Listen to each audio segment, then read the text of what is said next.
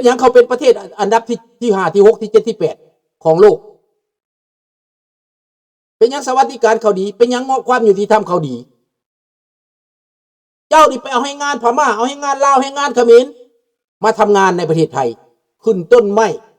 ขึ้นต้นมักทุเรียน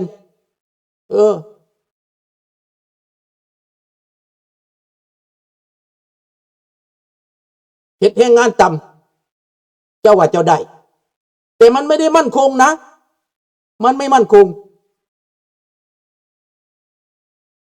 เอาละเจ้าสิเข้าใจก็เข้าใจถ้ายังเจ้าเป็นแบบนี้เจ้าก็เป็นแบบนี้ต่อไปเป็นแบบนี้ต่อไปแปลว่าเจ้าส่งเสริมให้พญาติใกล้ตูเจ้าหนะมันจะเกาะก่อนเจ้าด้วงเจ้ารู้จักด้วงเนาะเอาข้าพเจ้าสิเปรียบคอมมิวนิสต์เป็นด้วงทำยิดมันก็สิมีตัวหนึ่งด้วงมันสิมากัดหากเจ้ากอดมอดจะไปเอามอดจะไป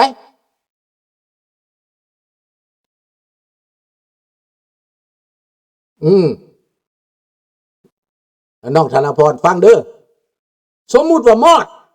มอดเจาะเถียงนาเจ้ากอดตัวนี้น้อยมอดเจาะแล้วก็เกิดลูกเกิดแม่แพ้ลูกเจาะไม่ต่อไปกินต่อไปเดือน1ปี1เถียงนาหยุบลงพอมอดมันเจาะมันก็คล้ายๆนั่นแหละเจ้าสิว่ามันบ่มีผลบ่แบบนี้มันมีผลระยะยาวบ่แม่นว่าเจ้าได้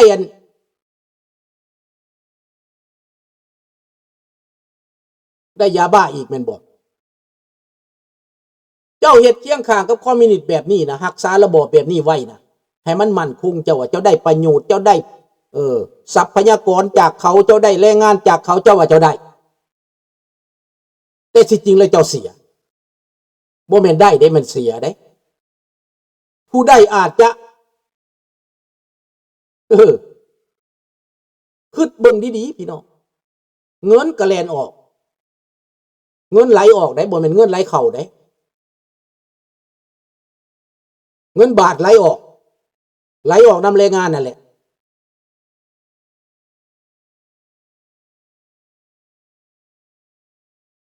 และมีผลกระทบต่อประเทศไทยบ่มีแต่คนไทยว่าเขาเพิ่นอ่านกินเด้แหมยุคของเรานี่นะมีต่างประเทศมาเป็นแรงงานเรานะ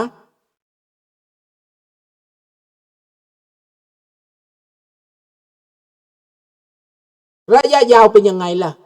พี่ทักษ์ระยะยาวคุณเสียนะแทนที่คุณจะรักษาแรงงานไทยนี้ชาวบ้านชาวไห่ชาวนาเอาให้400 บาทต่อมื้อมีสวัสดิการพร้อมคนไทยมีงานทำทั้งหมดประเทศไม่ต้องเอาแรงงานต่างด้าวแรงงานคุณภาพเรื่องประเทศเพื่อนบ้านประเทศคอมมิวนิสต์เจ้าอยากเป็นคอมมิวนิสต์เจ้าก็รักษาแรงงานเจ้าค่อยบ่หลับ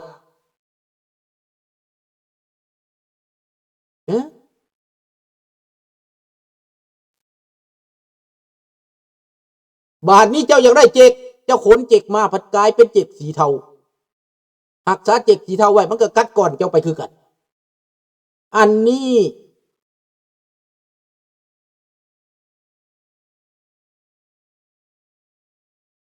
ให้เจ้าคือเดาโลด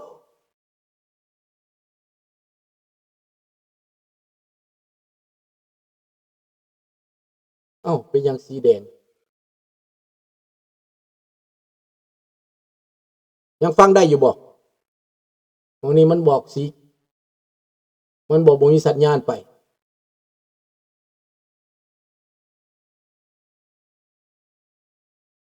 ยังได้อยู่เนาะ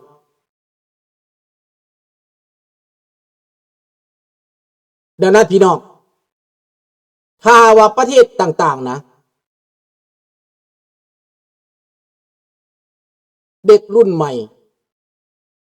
ชอบงานค้าขายออนไลน์งานออฟฟิศแรงงานจึงขาดตลาดโมเมนต์ดอกโมเมนต์เด้อ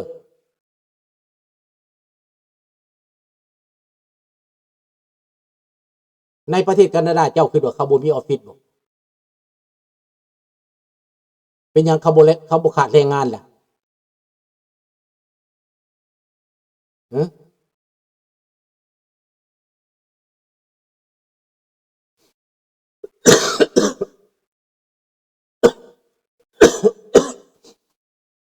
เพราะเจ้าคิดเบิ่งประเทศแคนาดาเป็นยังเขาบ่ขาดแรงงานล่ะเขาก็มีออฟฟิศคือกัน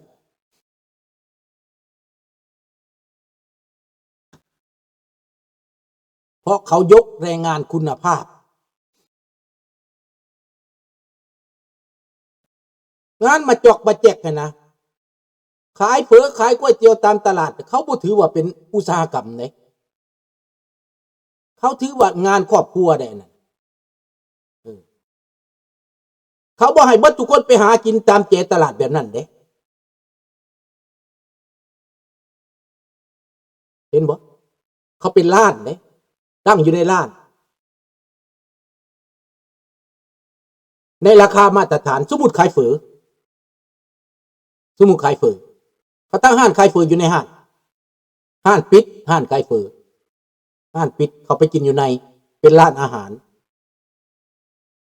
แบบครอบครัวผัวเมียลูกเต้าแรงงาน1 คนจ้ะหรือ2 คนเป็นงานครอบครัวนี่เขาก็บ่ได้นักหนาสาหัสหยังเขาก็ไล่ภาษีในราคาของรัฐบาลเฝอถ้วยหนึ่ง18 บาท18 เหรียญ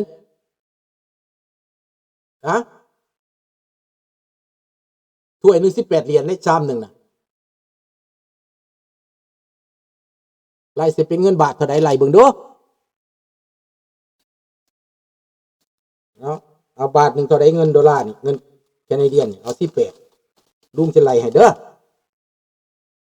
อันนี้มันต้องสร้างความเข้าใจใหม่เบิดจังสิเข้าใจ25เนาะ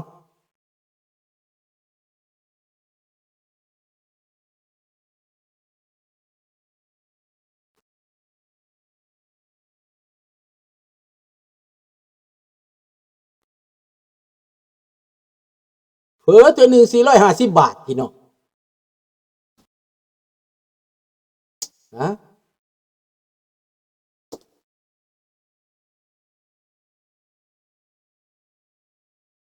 แต่ว่าก็เข้าใจยากเด้อพี่น้องเด้อเข้าใจยากเป็นอย่างประเทศแคนาดาเขาจึงถือนักถือหนาว่าบ่มีแรงงานต่างประเทศ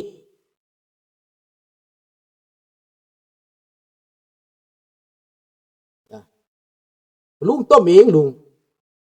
ซื้อขางัวมาแล้วต้มเอง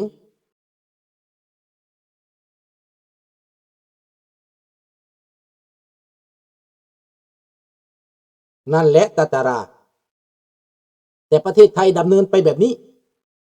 แล้วเหตุแต่ประเทศคอมมิวนิสต์ยืดไปมันบ่ตาย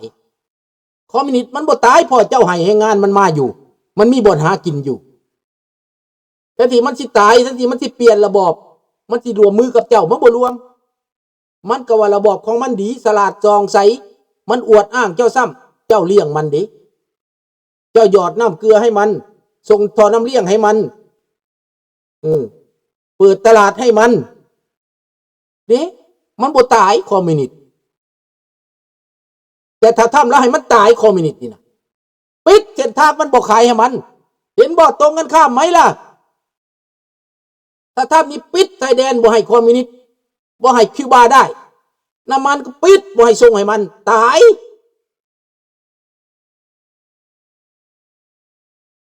ยอมเป็นบ่ล่ะเวเนซุเอลายอมจับออกมาดูไปเนี่ยประมาณกันเท่ากันแหละ15กับ18เท่ากันพอเงินแคนาดามันต่ำดิราคาของชีพเท่ากันเห็นบ่ล่ะคนลาวก็ตั้งห้านเฟืออยู่อเมริกาเขาก็ขายอยู่ในหันเขาบ่มีแรงงานต่างดาวเขาจ้างแรงงานแบบเต้าต้องตามหลักการเบิดแรงงานมาตรฐานรัฐบาลเบิดแม่นบ่คอยไปฟลอริดาคอยไปกินเฟือหันมีคนลาวคนไทยขายอยู่หันร้านไทยก็มีลาบก้อยซอยใส่บีก็มีแต่จ้างแรงงานเบิดบ่ได้จ้างแรงงานเถื่อนเด้ บ่ได้จ้างให้งานต่างดาวได้จ้างคนงานอเมริกาเบิดนั่นแหละเหตุให้เขามั่นคงแม่นบ่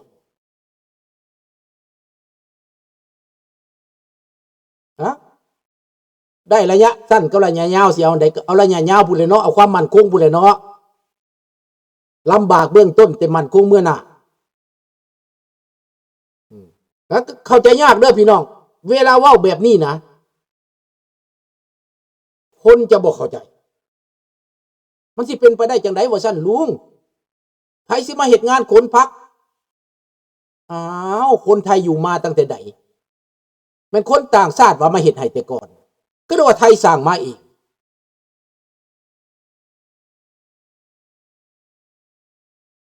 เจ้าอยากมองการช่วยเหลือกับเรื่องของเจ้า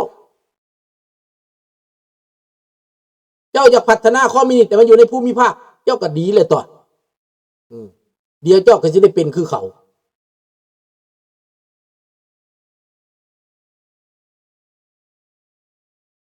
ขาเป็นปรปักษ์กับเจ้าอยู่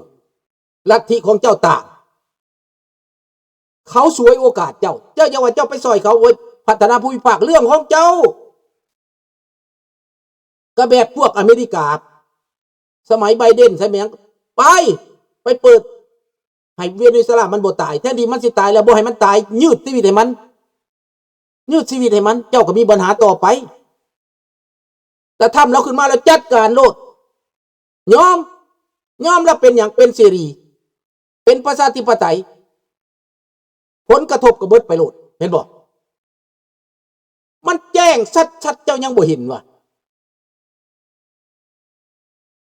คันสมมุติลาวมันไปบ่ได้นี่มันก็จำเป็นยอมเด้เจ้าเคยเห็นแต่เขมรตัวหนึ่งมันก็ยังยอมตอนนั้นน่ะให้เขมรเลือกตั้งน่ะมันเลือกตั้งได้แล้วเป็นประชาธิปไตยแล้วเสรีได้แล้วเจ้าผัดไปจับหุ้นเส้นขึ้นมามันก็เป็นเวรเป็นกรรมเจ้าหั่นแหละเจ้าได้ประโยชน์หุ้นเส้นขึ้นมาได้ร่างกฎหมายหุ้นเส้นขึ้นมาเป็นรองเป็นนายกคนที่2ไทยร่างกฎหมายให้คนไทยจนว่ามาดามลุยซาบวกแล้วว่ายอมเราแคนาดาเมินเงินตั้งมหาศาลไปซอยยกคุณเส้นขึ้นมาแม่นไผล่ะไม่ใช่พวกเธอเหรอไม่ต้องพูดดอกนะพูดไปหลายมันเยอะเจ้าอยากมองไปเป็นว่าคอมมิวนิสต์เป็นเพื่อนก็แล้วแต่เด้อเดี๋ยวเจ้าก็เป็นคอมมิวนิสต์คือเขาก็จะมองเขาเป็นเพื่อนเชเขามาเป็นเจ้านี่ไม่มีทาง100 วันพันปีคอมมิวนิสต์จะบ่มาเป็นเจ้าเด็ดขาดมันจะเป็นคอมมิวนิสต์อยู่นั่นแหละซ้ายมันก็ซ้ายอยู่นั่นแหละขวามันก็ขวาอยู่นั่นแหละ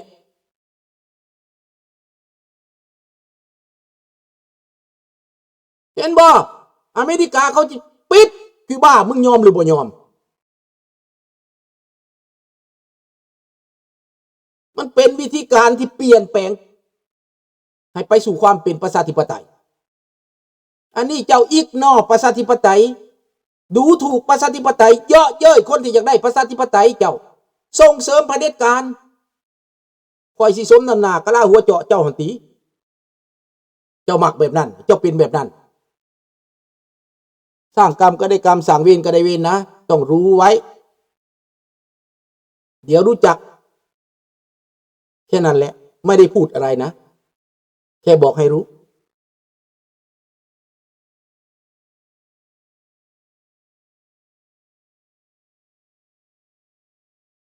ก็บอกนักการเมืองนั่นแหละประชาชนก็ให้ตื่นคือกันประชาชนก็ยังหลงไหลอยู่บ่จักกันได้เป็นอะไรว่าแต่ตัวเองฮู้แต่บ่จักเรื่องของมันน่ะจะเลี้ยงเผด็จการไว้น่ะให้เผด็จการส่งลูกน้องมันมาทำงานหาเงินแทรกซึมเข้ามาปั่นป่วนพวกมาเขาก็ย่านเห็นบ่มานำกันพวกประชาชนที่มาเป็นแรงงานเขาก็ย่านพวกรัฐบาลส่งคนมาจอบอยู่